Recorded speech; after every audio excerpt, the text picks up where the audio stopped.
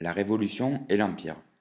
Après la période de terreur, les républicains modérés reprennent le pouvoir et entre 1795 et 1799, l'influence de la France va augmenter, grâce à des interventions militaires, notamment vers le nord, dans les actuelles Belgique, Pays-Bas et Allemagne, et vers l'Italie.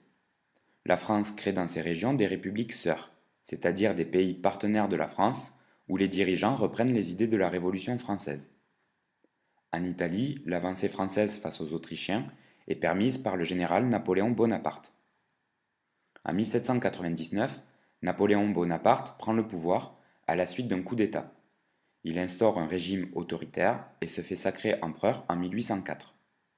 Il supprime de nombreuses libertés et lance la France dans des conquêtes. Il annexe beaucoup de républiques sœurs et du coup le territoire français s'agrandit. Il vint des coalitions de pays, c'est-à-dire des pays qui s'étaient alliés contre lui. Cela se passe lors de grandes batailles comme à Austerlitz en 1805 où il gagne contre les Autrichiens et les Russes, à Iéna en 1806 contre la Prusse ou encore à Wagram en 1809 contre l'Autriche. Il agrandit encore plus le territoire français dans le nord de l'Europe où il annexe des territoires du nord de l'Allemagne comme la ville de Hambourg, mais aussi en Italie.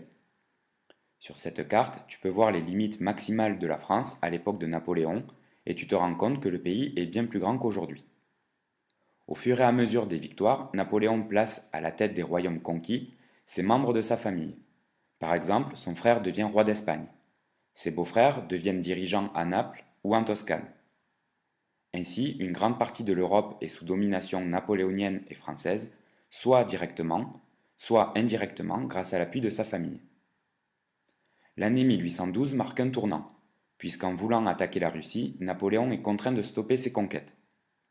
Les années qui suivent sont difficiles pour l'armée napoléonienne, qui est défaite en Allemagne en 1813, puis en France en 1814. Napoléon abdique, c'est-à-dire abandonne son titre d'empereur, puis part en exil sur l'île d'Elbe, au large de l'Italie.